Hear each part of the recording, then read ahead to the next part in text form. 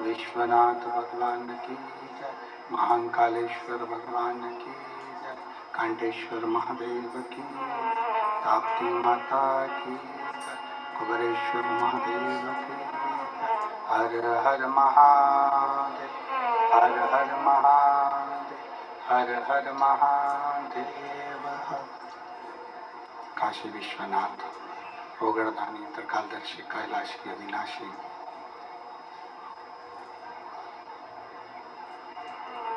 भगवान शिव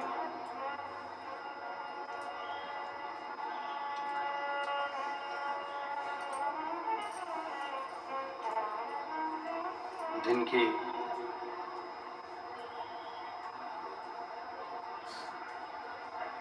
पवित्र पावन शिव महापुराण की कथा भगवान देवाधिदेव महादेव की कृपा से,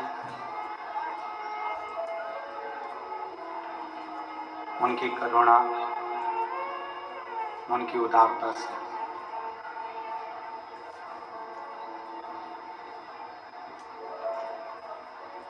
सूरत नगर के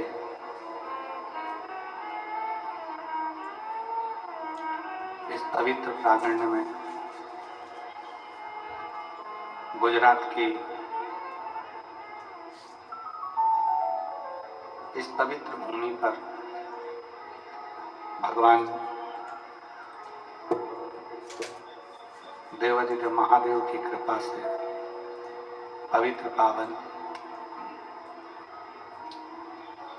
शिव महापुराण की कथा श्रवण करने का सौभाग्य प्राप्त हुआ है।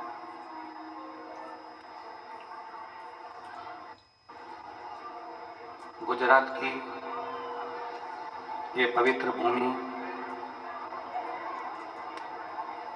जहां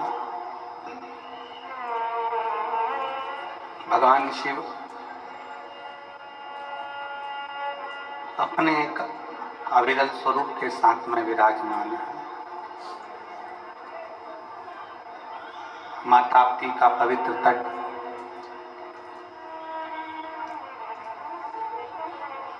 जिस तट पर भगवान शिव संपूर्ण विश्व का कल्याण करने के लिए विराजमान है, ऐसी पवित्र भूमि पर सूरतवासियों को ये पवित्र कथा श्रवण करने का सौभाग्य प्राप्त हुआ है। साईं लीला गुरु सूरत कथा के मुख्य यजमान श्री अभिमन पाटिल, श्री सुनील जी पाटिल, श्री सम्राट जी पाटिल, श्री संदीप जी पाटिल, पाटिल परिवार, एक बार जोरदार ताली बजाकर उनका स्वागत, वंदन, अभिनंदन, जिन्होंने इस पवित्र कथा का लाभ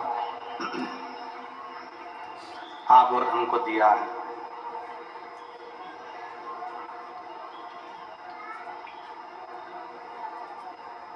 शिव और भगवान शंकर की कथा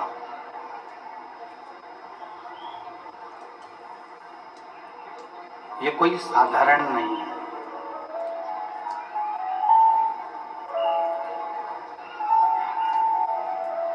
शिव को समझ पाना भी कठिन है और भगवान शंकर को कथा को समझ पाना भी कठिन है, दोनों कठिन है।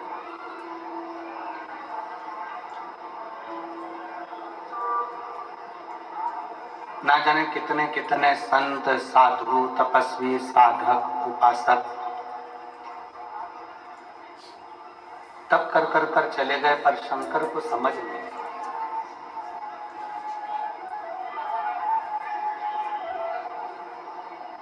शिव जी को जानना,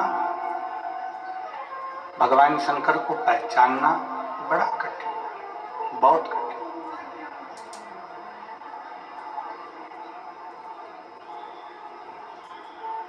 आपके और हमारे भी ना जाने कितने कितने जन्म निकल चुके होंगे, तभी भी हम शिव को नहीं जान पाए, हम शंकर को नहीं पहचान पाए।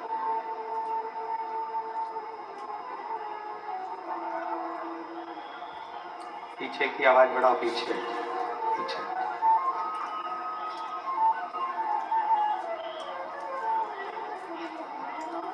ना जाने कितने कितने जन्म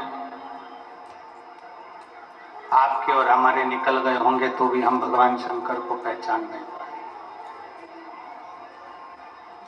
और यदि इस कलिकाल में, इस कलयुग में आप शंकर जी की कथा को श्रवण कर रहे हैं, आप शिव जी के मंदिर में जाकर एक लोटा जल चढ़ा रहे हैं, तो ये मान कर रखो कि कोई संबंध पुराना आपका और हमारा भगवान शंकर से रहा होगा, तो शिव जी ने आपको खींच कर शिव पुराण तक, मंदिर तक बुलाया।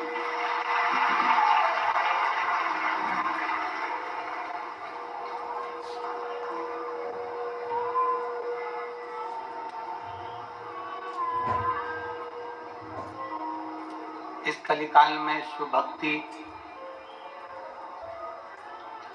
इस कलिकाल में भगवान शंकर का स्मरण, शिव की उपासना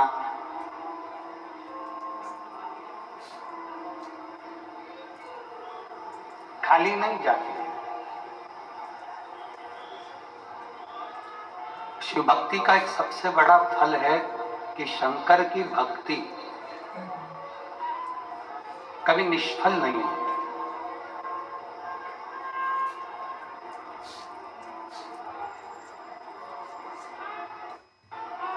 शिव उपासना का एक सबसे बड़ा तत्व है कि आप यदि शंकर की अविरल भक्ति को धारण कर रहे हैं, आप भगवान शिव की अविरल भक्ति को सुन रहे हैं,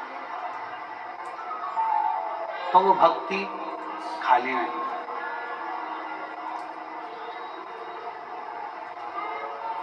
और तेरी कृपा बिना न हिले एक भी अणु, लेते हैं श्वास तेरी कृपा से तनु तनु। बखान क्या करूं मेरा ढेर का, चपटी बहुत में खजाना कुबेर का।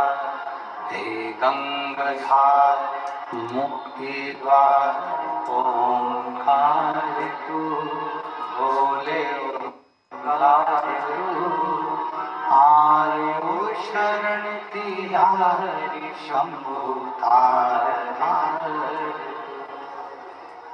मेरी जीजियों, मेरे जीजाओं, बेटियों, बेटाओं, मेरी माताओं,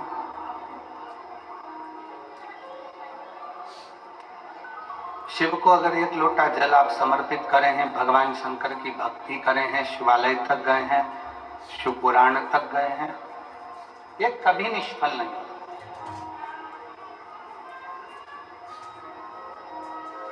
इसका फल मनुष्य को मिलता जरूर। हाँ,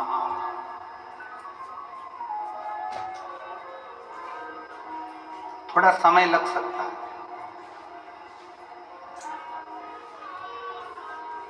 पर शिव महापुराण की कथा कहती है कि भले समय लग जाए, पर जैसा एक बच्चा होता है, एक बालक होता है,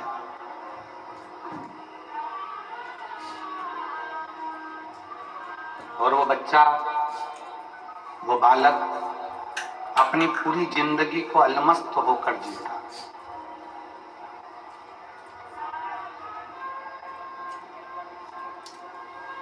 बूढ़ा व्यक्ति पुरानी बातों को याद करता है, पुराने विचारों को याद करता है, पूर्व में जो हो चुका है उसको याद करता है और चिंता करता है।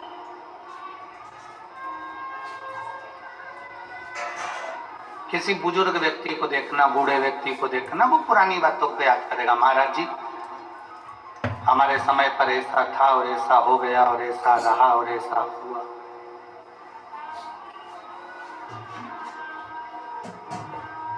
वो पुरानी बातों को याद करेगा, पुरानी बातों को विचारेगा, पुरानी बातों का स्मरण करेगा और बाद में उस पुरानी बातों की चिंता में ही लग जाएगा।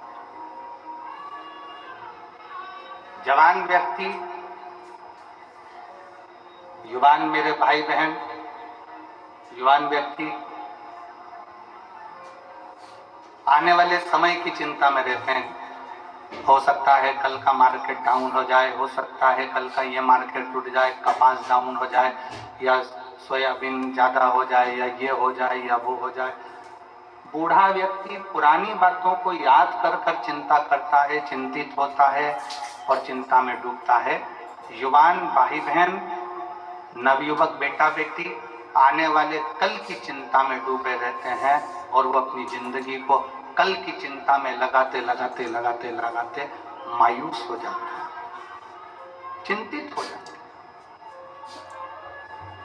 बूढ़ा पुरानी बात से चिंतित हो रहा है, नवयुवक बेटा बेटी कल की बात से चिंतित हो रहे हैं। केवल एक, तुम्हारे घर में अगर कोई छोटे बच्चे हों, उन बच्चों को देखना, उनको पुरानी बात से भी मतलब नहीं रहता और उनको आने वाले कल से भी मतलब नहीं रहता। वो अपनी मस्ती में जी,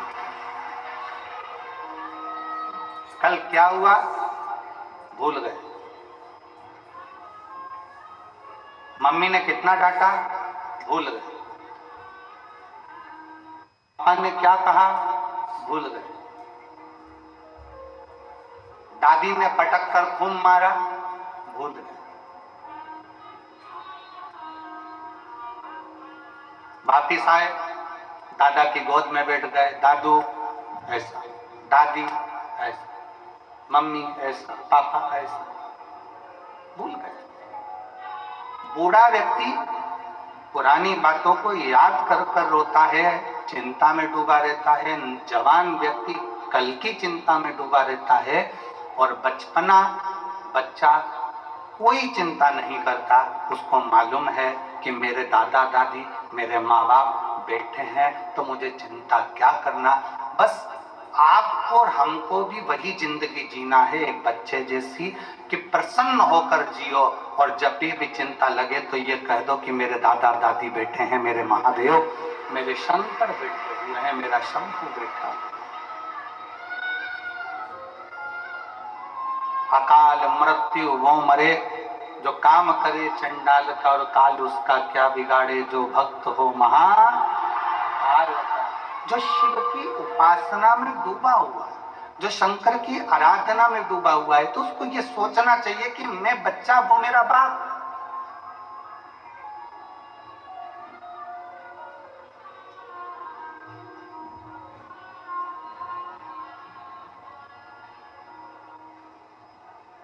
भविष्य पुराण में एक बात लिखी है, यहां बैठे हुए सभी श्रोताओं को, आस्था चैनल के सभी श्रोताओं को और यूट्यूब फेसबुक पर जो कथा सुन रहे हैं शिव महापुराण की सूरत गुजरात से, उनको भी कहूंगा और आप सबसे कहूंगा, भविष्य पुराण की एक बात अपने अंदर उतार कर रखो।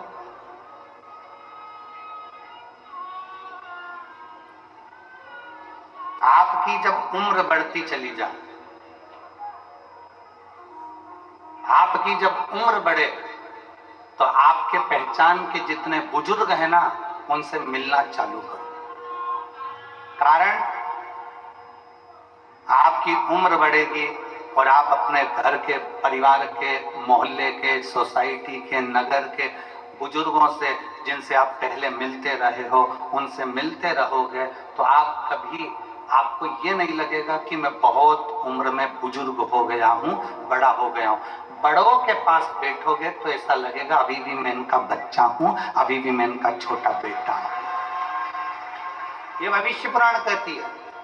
बड़ों के पास बैठने से हम बहुत बड़े नहीं होते, हम छोटे की छोटे ही रहते।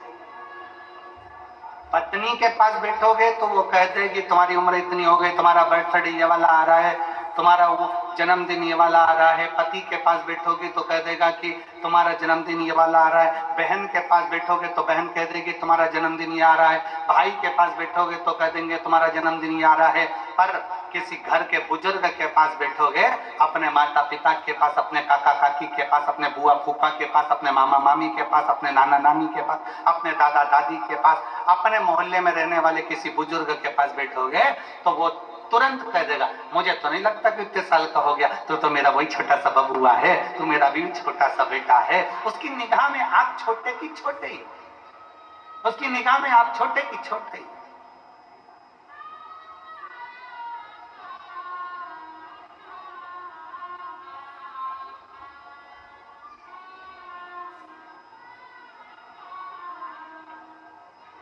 पाटिल जी का कल जन्मदिन था। ओ तो कोई ऐसे हमने पूछा ये कितने साल के हो गए, तो उन्होंने कहा इतने साल के। हमने कहा मैं लगते तो नहीं है, लगते तो नहीं। किसी बड़ों के पास बैठोगे, भविष्य पुराण कहती है किसी बड़े के पास जाकर बैठोगे तो तुम अपना छोटपन कभी नहीं भूलोगे। और फिर निवेदन है आप 70 साल के हो जाओ, 60 साल के हो जाओ। यहाँ पर कई मेरी बहनें बैठी हुई हैं, कई मेरी जीजियां बैठी हैं जिनको 20-20 साल तक औलाद नहीं हुई, और 20 साल तक जब औलाद नहीं हुई तब वो समझने लगी। लोगों ने कहा 20 साल शादी को हो गए बच्चा नहीं है, 27 साल शादी को हो गए संतान नहीं है, 24 साल शादी को हो गए, 10 साल शादी को हो गए, तुझे औलाद नहीं है। उसको ऐसा लगता है कि मेरी इतनी शादी को साल हो गए। तब उस बहन ने शंकर जी के मंदिर में एक लोटा जल चढ़ाना प्रारंभ करा। तब बहन को समझ में आया कि अभी मैं छोटी हूं, मेरा बाप अभी बैठा हुआ है। तो उसने अपने आप को छोटा समझा, अभी अपने आप को उसने छोटा पाया। छोटा पाया तो शादी के 27 साल बाद भी, 10 साल बाद भी, 15 साल बाद भी उसके घर में औलाद हुई, क्योंकि उसने अपने आप को छोटा समझा।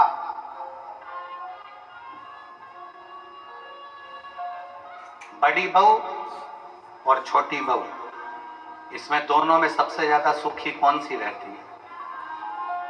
बोलो री जीजियों, बड़ी बहू ज्यादा सुखी है कि छोटी? सबसे ज्यादा सुखी होती है छोटी। क्यों? बड़ी के हाथ से थोड़ी सी भी काम बिगड़ जाए ना तो साथ चिल्ला के दौड़ती है, तुझ में तो अकल थी, तू तो बड़ी थी, तू तो समझदार थी। और छोटी के हाथ से अगर कोई काम बिगड़ जाए तो सास कहती है छोटी है, अरे अब भी आई, अभी उसको क्या मारेगी, वो तो छोटी है, उसको इतनी अकल थोड़ी ना। तू तो समझदार थी ना, तू तो श्रेष्ठ थी ना। घर को लेकर चलने का किसको कहा जाता है? छोटे को कि बड़े को? बड़े को। बेटा तू घर का समझदार बेटा है, बड़ा बेटा है, तुझे परिवार को लेकर चलना है, तुझे परिवार को ढोकर चलना है, सब कुछ बड़ा झुककर चले, बड़ा नम्रता में चले, बड़ा सबको लेकर चले। पर सबसे ज्यादा सुख छोटे को होता है। बड़ी बहू ताला लगाने में रखी है, पापा तुम चले जाओ, मम्मी तुम चले जाओ, घर में बच्चे हैं, मैं देख लूंगी, ऐसा कर लूंगी, वैसा कर लूंगी। शादी हो रही है घर में, परिवार में शादी है, बड़ी बहू बेचारे मेहमानों को निभाने में लगी हुई है, मेहमान आ रहे हैं उनको खिलाने में लगी हुई है, और छोटी बहू दोनों हाथों में नीचे तकिया रख के आराम से मेहंदी मंडाने में। अब किसी ने सास से कहा वो तुम्हारी छोटी बहू को देखो जरा मेहंदी मंडवा रही है, और वो बड़ी बेचारी इतना काम कर रही है, तो इतना सास ने भी कह दिया, पल्लू में सास ने पल्लू लेकर, उसमें तो अक्ल नहीं, अक्ल नहीं। अब घर में इतना शादी मादी पड़ी, उसको मेहंदी मंडवाने की क्या जरूरत है? पर छोटी में अक्ल नहीं। मेरी बड़ी बहू देखो वो ताला लगा रही है, वो मामा जी को खाना खिला रही, फूफा जी को खाना खिला रही, बुआ जी को खाना खिला रही, और छोटी अक्ल नहीं। और बड़ी बहू को तैयार होने की फुर्सत नहीं, और छोटी पार्लर में 2 घंटे से गई है। 2 घंटे से वो मुंडा ऊपर करके कजन क्या पोत पोता के 2 ककड़ी का टुकड़ा रख के बैठी 2 घंटे।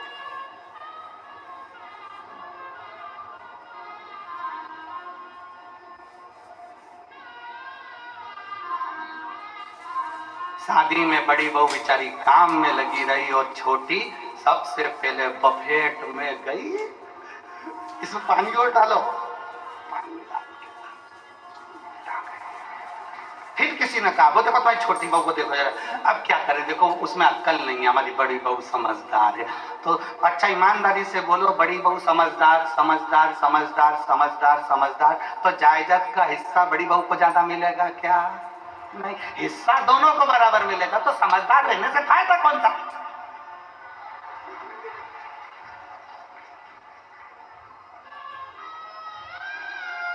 लाभ कौन सा है? शिव पुराण कह रही है बड़े मत बनो।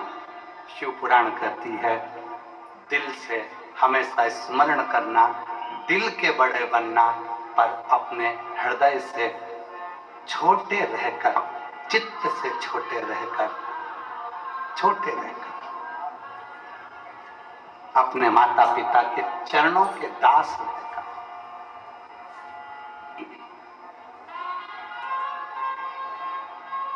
शिव के चरणों के दास बनकर,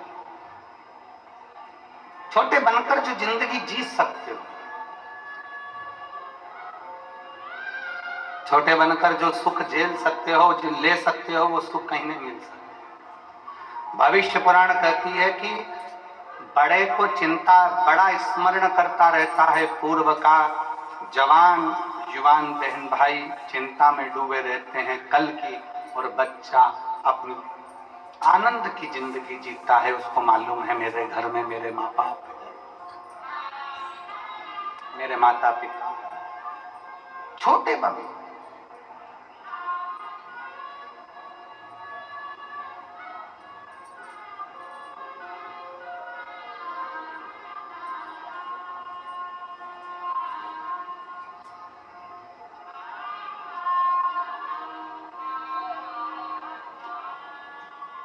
और जितने छोटे बनकर आप अपनी जिंदगी को जियोगे उतने सुखी रहोगे। यहाँ इतने सारे बैठे हैं बड़े बड़े बड़े बड़े, उनसे पूछो कमा रहे हैं तो टेंशन है, कमा रहे हैं तो टेंशन है, टैक्स देना है, ये करना है, वो करना है, ये धरना है, वो धरना है। छोटे से पूछो, छोटा कोई चिंता नहीं, आएगा जाएगा, अपनी मस्त की जिंदगी जीना।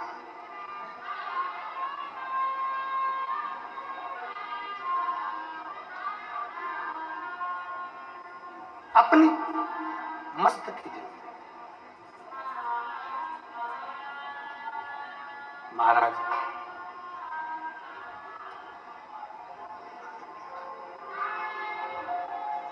कोई भी पूछे जिंदगी में, आप एक बार जरूर कहते हो कि मैं अच्छा हूं, अच्छा हूं। कोई तुमसे पूछ ले केम छो, मजामा,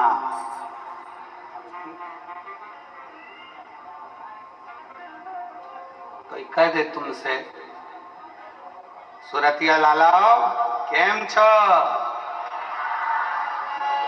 कोई कह दे तुमसे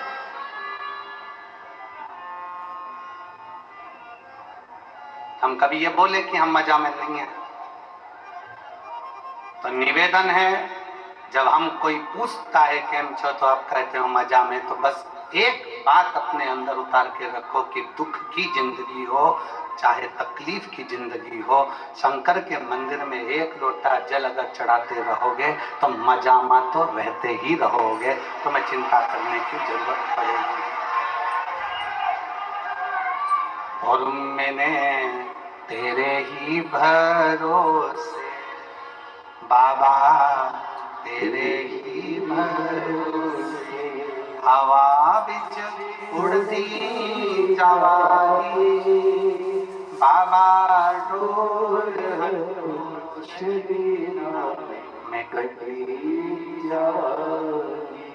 भारत की भूमि में सबसे बड़ा पतंग उत्सव गुजरात में मनता है।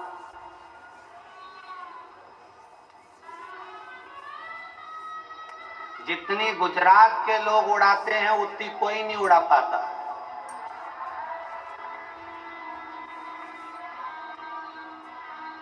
और तुम खुद देख रहे हो दिल्ली में बैठ के लपक उड़ा रहे हैं। पूरा सनातन धर्ममय कर दिया पूरे भारत को।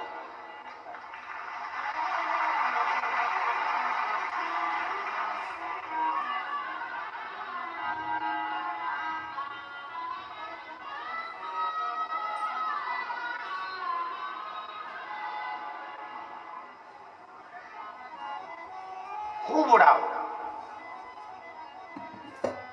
खूब उड़ाओ। काटने के लिए भी एक दिन दिया और उड़ाने के लिए भी एक दिन दिया, मकर संक्रांति का, कि उड़ाना भी लपक कर और काटना भी लपक कर।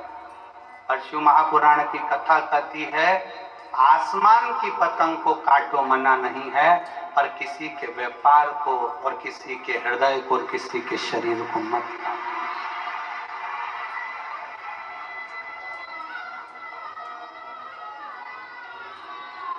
काटो। अपने पड़ोस में किसी बेटी का संबंध हो रहा है, किसी बेटे की शादी हो रही है, कोई तुमसे पूछने आया कि साहब शादी कर रहे हैं, लड़का कैसा है? काटना नहीं, बहुत अच्छा है, बहुत अच्छी बेटी है, करो, बड़े प्रेम से करो, बहुत अच्छे से करो, बहुत श्रेष्ठता से।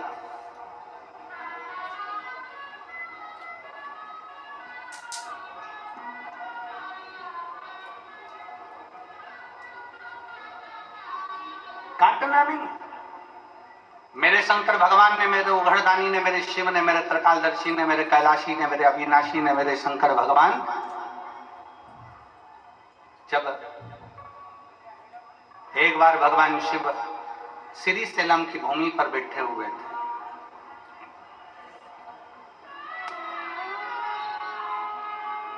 और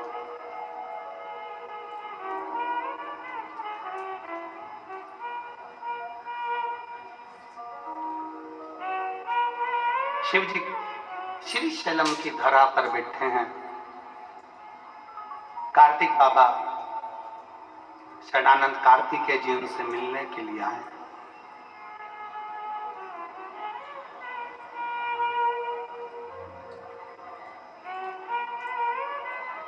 शिव जी के साथ में माता पार्वती जी भी विराजमान।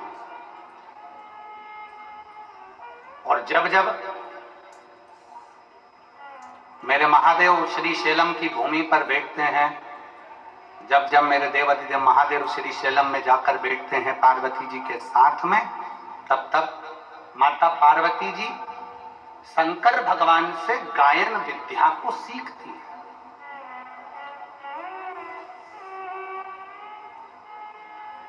माता सरस्वती भी उस स्थान पर आकर बैठती हैं कि भगवान शंकर जब पार्वती जी को गायन विद्या सिखाएंगे, जब भगवान शंकर माता पार्वती जी को गायन विद्या देंगे, तब हम भी स्वीकार करेंगे। और श्री शैलम की भूमि पर जब जब महादेव भगवान शंकर पार्वती जी को गायन विद्या देते हैं, उस जगह पर तुमरुका जी भी आकर खड़े हो जाते हैं। तुमरुका जी जिनका घोड़े का मुख लगा है, वीणा हाथ में, करताल हाथ में, शिव शिव शिव शिव, ओम नमः शिवाय, ओम नमः शिवाय, ओम नमः शिवाय जप।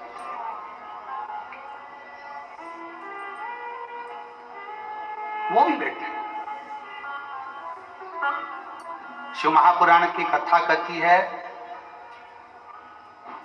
व्यर्थ की चीजें जब मिले, व्यर्थ की बातें जब मिले तो भले मत बैठो, पर जब कोई तुमको ज्ञान दे रहा हो, कोई शिव का शरणागति की ओर बढ़ा रहा हो, कोई भगवान शंकर का संवाद कर रहा हो, शिव तत्व को तुम्हारे हृदय में बिठा रहा हो, तो जरूर बैठो, जरूर बैठो।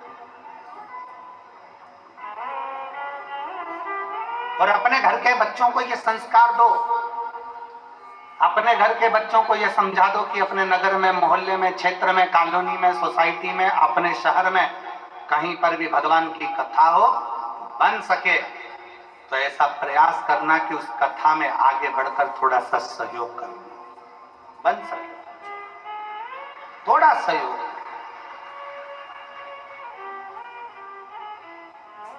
और एक बात हमने पहले भी कथा में कही थी, आज फिर कहते हैं,